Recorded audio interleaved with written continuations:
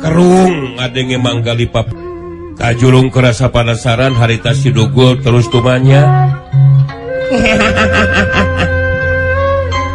ya make papisan jeung Amarawing sagarupa geuningan manggali teh mang emangna geus di mana kitu mang harita ku manggali terus dicaritakeun geunaan kana pamaksudanana pangna datang ka babakan paning triman eta kana pamaksudan manggali teh sarua jeung si Dugul kabejaan ngeunaan Jaka Sinangling alias Jaka Wanara jeung Susah jeung Rasanti anu saterusna manggali diring dina waktuna mulang ka babakan paling triman waktu ngambah kaita lembur si Rawing mere pancen ka manggali sedengkeun si Rawing mah terus mulang sorangan ka babakan paling triman sangeus ngajelaskeun sagarupana ka si Dugul harita manggali mungkas kateranganana begitu tah Jang Dugul kenapa manggali sekarang menyampak ada di Sindang ye yaitu di warungnya si emak sampaikan ari kitu mah atuh pamangsudan uing ge sarua jeung manggali sanes jawabanna ti Amarawing geus dicaritakeun ka manggali terus ngeunaan pancen ti Amarawing teh pancen naon teh kitu mah jadi begitu Jang Dugul ketika datang ke kampung ini Amarawing mengomong sama manggali untuk berpisah dan menyorong lampah masing-masing. Amarawing akan menyorong lampah sebabakan paning triman akan tetapi tadi teh mengomong pada manggali untuk meleureukkeun dulu capek dan mengesian beteng dan nanti juga akan papangi dengan Jang Dugul tidak usah capek dan jangan gitu cenah.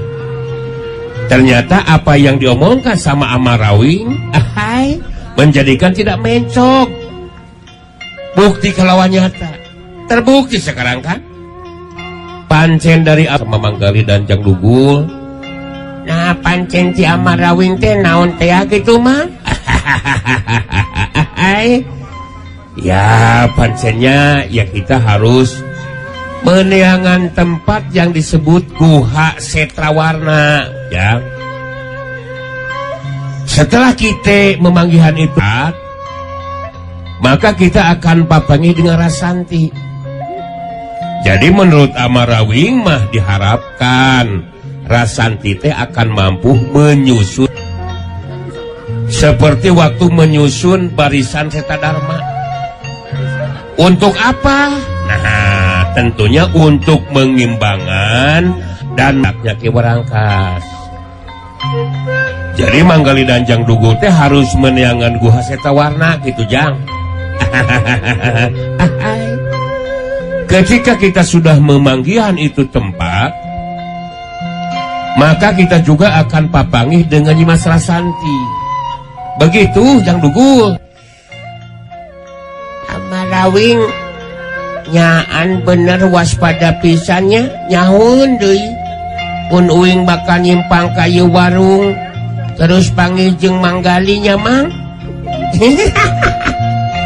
tah ngeuna Setawarna keur uing mah kakarek gadenge ayeuna ngeunaan eta tempat teh mang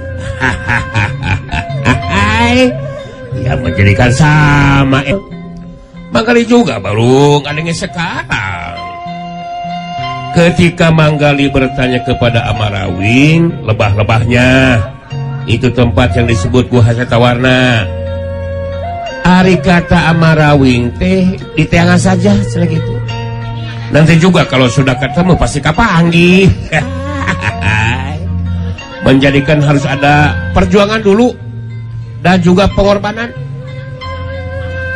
jangan mau gampangnya saja cenah kitu sur Amarawing teh itu tah mengomong ke Amang Gali teh Jang Dugul si Dugul ngahulang sakedeung siga nu keur mikir teu lila terus carita deui nya urang cobaan we atuh di teangan ya mang. Mudah-mudahan we bisa gancang kapanggih, malah nu jadi tenang ke nganti amarawing kawas kitu mah ngandung harti rasanti teh dina kayaan salamet mang. Iya dong, ini juga Bahiro sama sono. Ya maka dari itu yang menjadikan Manggali tenang juga yang dulunya, pokoknya kita itu harus sekuat tenaga meneangan tempat yang disebut Guha Setrawarna sampai kapanggih. Da pemikiran dan harapan sama sarua atuh. Nyimas Rasanti sebagai keturunan Sirawing tentu akan dipercaya sama Jago dan Jawara juga Pupa Guron yang aliran putih itu Jang Dugul, dan akan membogaan yang sama dalam memerangi kekuatan pihak Ki Warangkas. Betul nggak? Ya benar Manggali, pemikiran sabab beja anu tepi ka uing mah di pihak Ki Warangkas teh geus aya kakuatan nu disebut Barisan Warangkas Jaya mang. Oh gitu. Iya, anggota teh nyaeta Jago jeung Jawara oge Pupu Paguron anu geus jadi patar anu matak mun eueuh anu ngimbangan jeung ngalawan jelas bakal ngabayakeun ke kehidupan jalma loba mang. Hai, ya memang betul Jang Dugul, betul. Maka dari itu seharusnya Jago dan Jawara yang bukan dari golongan jahat ya mestinya harus membogang sikap dan pemikiran untuk semakin menguatnya pengaruh dan kekawasan Ki Warangkas. Demikian juga dengan semakin kuatnya Barisan Warangkas Jaya. Untuk itulah maka harus ada yang bisa menghusadaran dan membangkitkan semangat perlawanan. Dan untuk itu makanya Mas Rasanti yang harus mengeluluguannya. Jadi cek Mangrawing ge Rasanti teh aya di tempat disebut Guha Setrawarna itu nyanggali. Ari menurut Amarawing mah Mas Rasanti ada di Guha Setrawarna. Nah hanya Rasanti make jeung aya di Guha Setrawarna sagarupanya mah. Ya katanya dikenakan Guhan Pademukan yaitu Nyimas Rasanti gitu yang sedang menurunkan ilmu silatnya.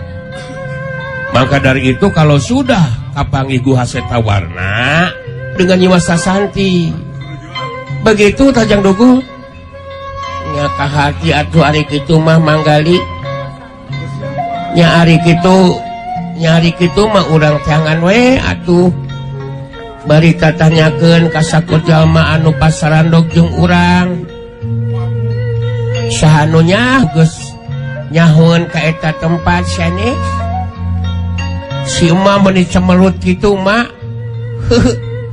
ngabandungan uing ngobrol jeung Manggali mah eta lain samelut celemet ujang eta maksud di dieu teh nya celemet we mah teh da si ujang uplak duaan ngobrol teh geuningan. Jadi Jang Dugul jeung Manggali teh rek neangan tempat nu disebut ku atuh ari mama kungsi ngadenge teh Kampung Setawangi cek beja mah pupuh lemurna teh katelahna Ki Setra Jaya ujang wewe ngaranna teh Nyai Setra Kasih ari anak nu lalaki ngaranna teh Setra Nur. Jadi cek emak mah sahanu nyaho aya hubungan jeung Guha Setrawarna ujang sahanu nyaho apaleun ka eta tempat anu rek diteangan ku Jang Dugul jeung Manggali. Si mama suka ada-ada saja mak. Masa nama ayahnya Setra Jaya kemudian anaknya punya nama Setra Nur. Ari si mak jangan sageunana maaf. Kemudian jangan-jangan pamajikannya Setra Dharma teh namanya seta emeh namanya. Kan suka mengarang cerita si mak mah. Ente sina ngarang ari mak mah manggali. Apal mage nyaho kampung Setawarni. Naon sababna mata dinyebutkeun saha anu nyaho bakal nyahoan ka Gua Setawarna teh ya. Sabab eta pupu lembur anu neulah Ki Setrajaya teh keur ngorana ngider. Ngaprak ka mana-mana gitu Ujang. Satetar Sunda mah geus katinca kabeh. Anu matak sanu nyaho apaleun ka Gua Seta kitu. Ya mun kitu mah eueuh salahna ceuk uing mah. Urang cobaan we atuh ka kampung Seta nyasugan we atuh Ki Setrajaya nyahueun ka Guha Setrawarna. Jadi urang moal apruk-aprukan teu puguh sanes. Nya da ari lumampah barican aya bah-lebah nama tempat tu bakal dituju. Apaan jadi ngaprak teu puguh nya manggalinya. Hai. Ya kalau Jang Dugul membogaan pemikiran seperti begini tidak akan halangan gitu. Nah sekarang ke si emak nih mak, untuk menjujuk ke kampung Setawarni dari lembur ini, apakah jaraknya masih jauh mah? Atau puguh we ti dia mah jauh kene Ujang? Hedek menuju ke kampung Setrawangi mah. Tapi dah sanajan jauh oge ari burung tapi Ujang alon-alon asal kelakon gitu kan. Da ari hayang gancang tapi mah kudu hiber kawas mah mun dina pawayangan mah. Jadi engke mun geus tapi ka kampung Setawangi mah langsung we nepungan ka Setrajaya eta pupuh lemur teh Ujang. Mudah-mudahan we langsung dibejaan ku Ki Setrajaya ngeunaan lebah-lebahna eta tempat anu rek dijung gali jeung Jang Dugul kitu. Eta nu diharapkeun ku uing jeung manggali oge mak. Uing geus beres dah nikmat jeung jengkol ngora mah dicuelkeun kana samaledok. Alah kumaha urang ngeureuh wae ayeuna atuh urang ka kampung Setawangi teh mah kangaranan jarak jauh mah kudu dikeureuh we sok sanajan heueuh mudah-mudahan mah teu kilikipeun ieu. Ya bener juga urang ngeureuh ayeuna we Jang Dugul ah. Cumanya mah karep jeung pamaksudan kuring teh sing dilancarkeun saarupana nyamanya. Manggali mayar ulut dahar sakalian jeung dahar nasi Dugul. Geus kitu mah harita duanana terus indit rek neangan ratan ngeunaan Guha Setawarna. Sababaraha Santi jeung anu jadi guruna di tempat aya di eta patempatan. Dina sajeroning lumampah manggali jeung si Dugul jadi mina ngobrolkeun Rasanti.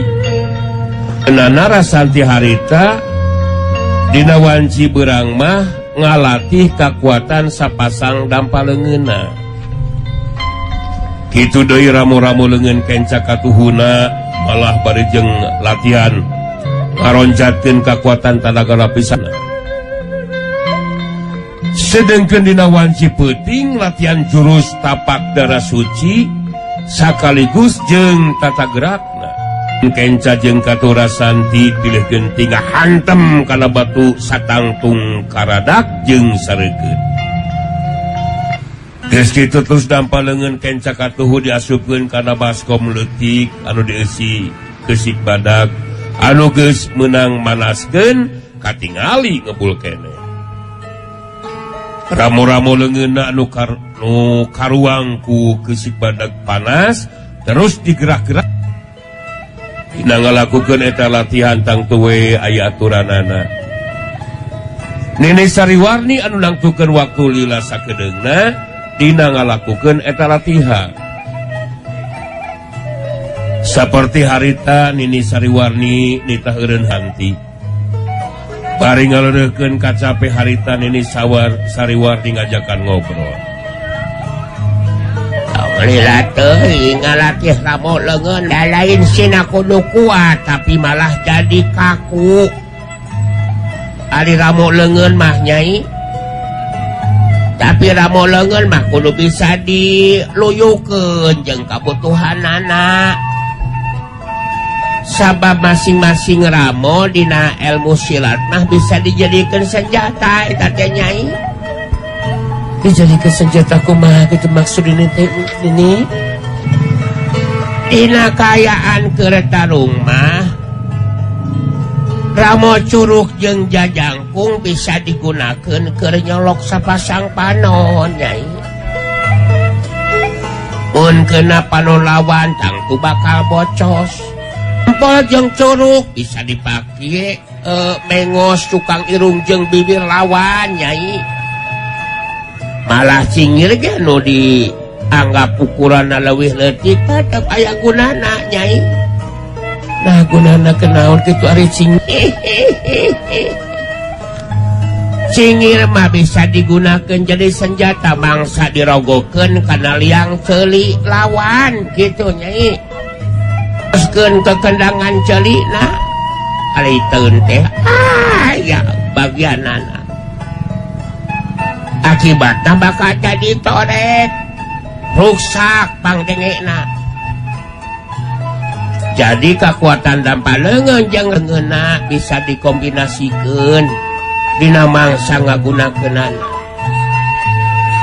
Jadi si nyai kudu daek narima jeung mun aya kasalahan dina waktuna latihan. Kun ini langsung dibenerkeun jeung diingetan si nyai mau belikan kitu. Atuh keur naon abdi kedah belik sagarupi nini. Salah kudu jadi murid bari belikan mah moal aya kamajuan. Aya bener kitu nyai. Anu penting mah teh kajeng sumangat si nyai kudu tetep kuat. Sabab anu dilakukan ku nini salaku ari guru estu keur kapentingan nu jadi muridna. Nini bakal ngarasa reueus jeung bagja nyai engke dina makalangan di dunya kajawaraan. Saterusna ilmu ti nini digunakeun keur tulung-tinulungan ka sasama sarta merangan setiap tanduk laku kajahatan. Memang kitu kedahanan ini. Margi upami abdi ngagunakeun ilmu keur kauntungan jeung kapentingan pribadi eta mah sarua we abdi jeung hianata pun Bapak Amarawing. Kitu deui ka nini salaku guru abdi nih. Hade eta pamikiran teh nyai. Itu salah mun nini milih si nyai teteh sing getih Sirawing. Eta bapak si nyai boga ngaran anu seungit di dunya kajawaraan. Sabab dina ngamalkeun ilmuna dipake keur nanjeurkeun kabeneran merangan setiap tindak laku kajahatan anu geus ngaganggu jeung ngaruksak kana kahirupan jalma nu lemah tur teu boga dosa kitu nyai. Anu jadi hanya keur abdi maneh dina kayaan pun Bapak Amarawing undur ti dunya kajawaraan. Ayeuna muncul ke warangkas anu sepak terjangna geus mimiti pang-pang nama jalma anu lemah tur teu boga dosa. Sakumaha anu ku abdi diobrolkeun ka nini ngeunaan para pupuh lembur anu diganti secara paksa nih nyaeta ku jago patalukana ki warangkas. Eta kayaan jelas jadi ancaman keur kahirupan jalma loba nini. Apaan ku nini ge geus dicaritakeun ka si nyai. Pikeun merangan kakuatan pihakna ki warangkas teu bisa sosorangan nanya. kekuatan barisan Warangkas Jaya teh kudu aya anu ngimbangan anu matak engke si Nyai mun geus nyangking sapinuhna jurus pedang kilat bumi jeung tapak darah suci andai ku si Nyai jago jeung jawara kitu deui pupuh paguron anu kungsi ngagabungkeun diri ka barisan Seta Dharma teh nasirawi tangtu bakal didenge jeung dipercaya caritaanana ngan ulah aneh Nyai di dunya kajawaraan mah kusok nguji heula ajen pangarti ilmu silat si Nyai sok sanajan eta dipangarti teh lain ti golongan jahat dina jeung hareupan eta kaayaan buktikeun ku si Nyai kemampuan diri lawan ulah tepikeun kanjanangan tatuparna da pugu saukur hayang nguji wung kuyo kana pangarti si Nyai kumaha kaharti Nyai kahartos nini ngeunana eta mah abdi tang tuwe mah tepikeun kanyalahkeun anu nguji pangarti ka diri abdi ku ijiran nini ieu mah sabara lami abdi bakal mampu nyangking sapinuhna jurus tapak darah suci teh nini mah kali tinggal gumantung ka si Nyai ali nini mah anu jelas nini geus boga ukuran lantaran si Nyai geus nyangking sapinuhna bumi mangka dina ngayakinkeun jurus tapak darah suci si Nyai bakal leuwih gancang tiba turus anu penting masih Nyai sing tetep kuat teka jeung sumanget sabar dina mangsana si Nyai engke makalangan jelas dibutuhkeun ku jalma loba malah engke di mana si Nyai geus makalangan di dunya kajawaraan mun teh mah tepung jeung sandika mangka bade ulah reka ngapusuh ka eta jajaka teh Nyai sok sanajan geus nganyerikeun hate si Nyai omat tong ngapusuh ge rasa ulang sakedeung siga nu keur mikir teu lila harita terus naita deui bari neuteup ka Nini Sariwarni anu jadi guru ngeunaan ka nyeri hate mah masih kereta canggipur tapi ayeuna oge nini ngan mudah-mudahan we bunti ama diparengkeun panggih jeung sandika abdi masih bisa ngadalikeun diri nih ya mah diparengkeun tepung paling ge abdi mah bakal langsung ngejak we nih nyingkahan patepung teuteut jeung cacarita paling ge kitu nini ya mending keneh nyingkahan kitu we Nyai anu penting mah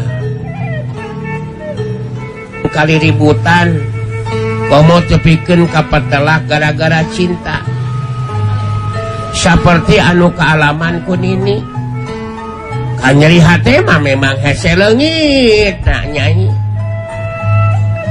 tapi Nini sadar kudu bisa narimakeun kana kanyataan Kakang Hawungkara anu dipikat geus nolak rasa cinta Nini dina harti teu mikat cinta ka Nini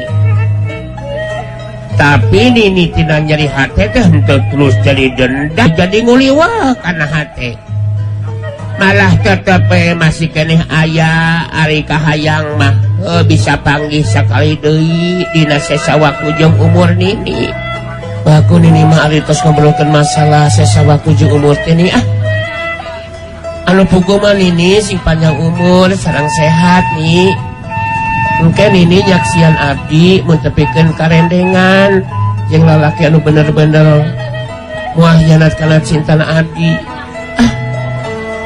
Jorela cilung rasanti mulu ke tempat latihan deui mun kapapanjangan siga nama ngabahas ngeunaan masalah cinta sabab kepikeun ka harita ge kerasan timah tetep karasan nyeri hate geus dihianat cinta urang peuting rasanti geus poho kacape terus latihan ngelonjatkeun kakuatan tenaga lapisan jeung kakuatan sapasang dampal leungeuna jeung ramo-ramo leungeuna wanci peutingna latihan di jurus tapak darah suci latihan jurus teh aya kalana sorangan anu jelas rasati beuki tambah kuat pategadanana hayang geura bisa nyangking sapinuhna jurus tapak darah suci sangkan bisa jadi jawara wanita anu makalangan di dunia kajawaraan ngalaksanakeun rancang pamikiranana nyusun kakuatan jeung jawara kitu dipupu paguron anu boga sikep jeung pamadagan sarua pikeun ngimbangan jeung merangan kakuatan barisan Warangkas Jaya tunda anu kacarita caturkeun Guntara anu ngalemat TBB Jaka Ki Hambaraka anu jadi guruna harita datang nepungan ka imah nu dicicingan kumbah laleang jeung Nyai Kintamani Katut Purba kadatangan Guntara dibarengan atau dibagiakeun ku Purbaya jeung Nyai Kintamani ari embah laleang mah keur ini heula rek neangan nu jadi pamajikan ngariung tiluan di jero imah dari Kintamani harita nu langsung tumanya ka Guntara sisinarieun geuningan maneh aya datang ka dieu Guntara kumaha rek aya kepentingan naon pangna datang ka dieu teh nya da moal datang teu pupuku ari henteu boga maksud jeung tujuan mah bener henteu baya Nyai Kintamani ngarelet ka Purbaya Siriung anu ditanya terus ngajawab nya bener kitu Kin cika sok jelaskeun kudu dinyagun aya kepentingan naon pangna ayeuna datang nepi Guntara ngabagikeun paneuteupna ka Purbaya jeung Nyai Kintamani terus carita tenang heula ieu teu kudu ngarasa kaget bedaina kuring datang ka dieu ya we atuh nganjang ka dieu bari sakalian ngobrol nya da dihenteu oge urang sarua pada anak buahna pangarsan mulia Ki Warangkas pang nama ngobrolkeun ngeunaan kayaan posisi urang masing-masing posisi urang masing-masing kumaha maksud maneh teh Guntara sabab geus jelas posisi aing jeung si Baya Katut Mbah Laleang mah geus kurang dipalire aing ka Kang Warangkas mah leuheung keneh maneh di Hambaraka dikudukeun moncongok unggal poe aya di hareupeunana aing tiluan mah geus arang langka di gerowan kudu madep ka pangarsan nu mulya teh lain kitu Baya ya bener eta caitan kin teh Mbah Laleang ge bersia dianggap teu penting cenah aya di dieu oge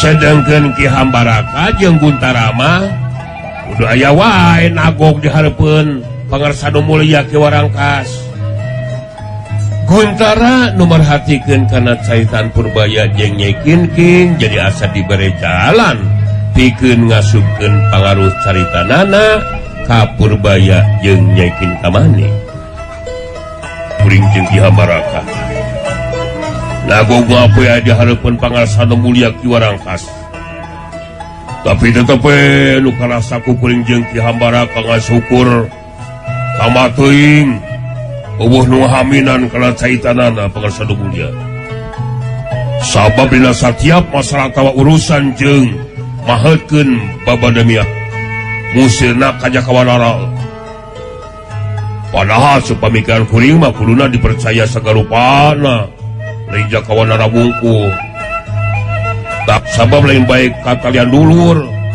tapi na ilmu silat teu dihalap-halap teuing jadi sakuluna Jakawanara teh kalulukanana kuluna mah aya di hanapeun kin-kin jadi nomor parentah jeung tugas kasihna oge kin